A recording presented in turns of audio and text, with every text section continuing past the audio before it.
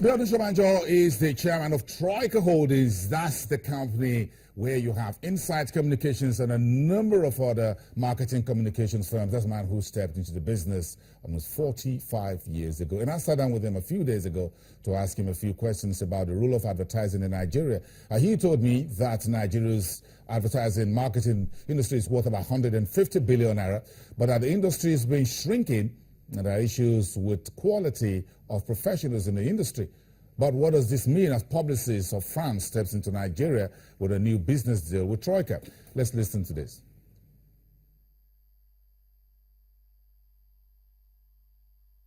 Put it in perspective. How many crates of Pepsi Cola would anybody have been able to sell if there wasn't marketing communications? Or Milo, or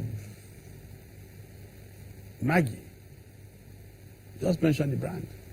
Times have changed. We've seen advertising spend by brands in Nigeria reducing because of economic hardship. So how's your industry repositioning for this new reality? Well, I mean, again, it's very comparative. If you look at the figures, exit 1999, 1980, total advertising spent in this country was 20 million naira. Exit 2014, 2015, it was 150 billion naira. Now, you can now put that in real value terms. I hold the view that the business hasn't grown as it should, particularly given the size of the market. But that's a totally different argument altogether, because we can then begin to say, why wasn't that growth there? Why isn't that value there? So, and if you asked me, I would say the onus is on media owners.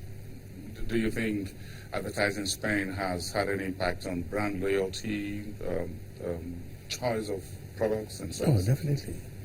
I mean, the first thing that advertising does is that it gives the consumer the will to choose. It gives him that freedom to choose. So in any environment where there's no advertising, then you probably go to a market where things are regulated, where in fact you need to ration products to people, because it won't be a free economy. But in any free economy, that's what advertising does. It galvanizes, it motivates the consumer to take in a buying decision. And that's the only way you can build the kind of volumes I alluded to a couple of minutes back. You talk about 150 billion naira as like the present day size of the advertising industry. Do you see 350 billion, 300 billion, 5-year, 10-year down the line? Very difficult question.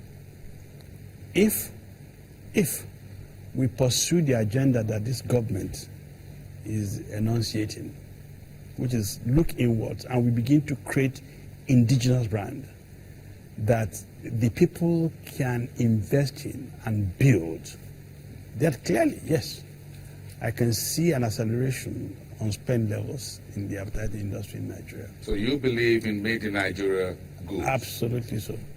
From an advertiser's point of view? Absolutely so. Because in any case, they will run pari passu. You still have imported brands, essential imported brands.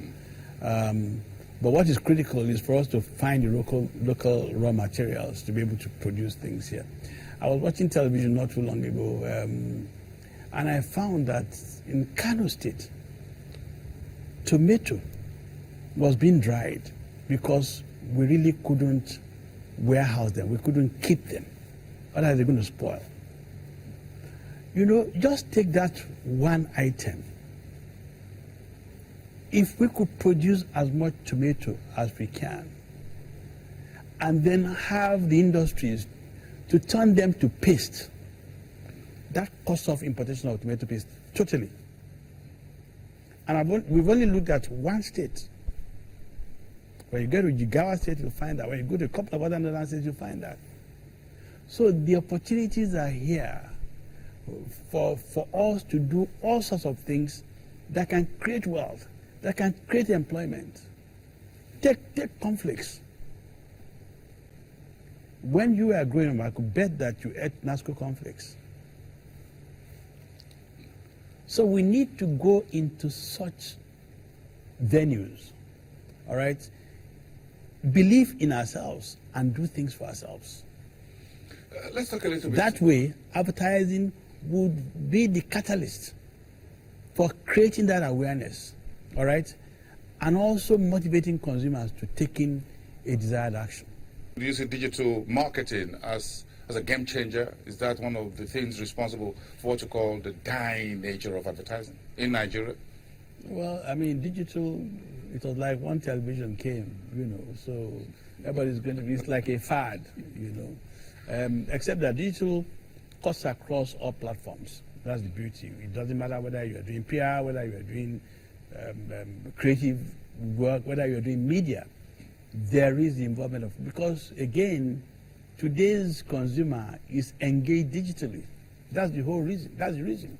And you got to go and find this consumer. He's young, he's vibrant, he's constantly on the move. He eats while moving, and the advent of fast food. That's what's behind it. Because the guy who wants to eat, he walks into a McDonald's, he just grabs and he's eating as he's going, and he's thinking of things to do, So, because digital platform is something that appeals to him, you now need to communicate with him even while he's on the move. All those changes you're talking about, was that the reason why you entered into a relationship with a publicist group of France? That's a company worth about 10 billion euros in value. What's it in it for you? Well, very interesting question. I think if we need to begin to be a game changer, you must align with those who are even way ahead of you. So we had always looked, where would we pitch our tent so that we can up our skill, all right, in terms of systems, processes, technology, tools, which will empower us to deliver much better than we are even doing now to our clients. That's the whole essence, that you want to be a part of a global institution who have benchmarks. You understand what I'm saying? So that we can ourselves begin to benchmark what we deliver amongst the best in the world.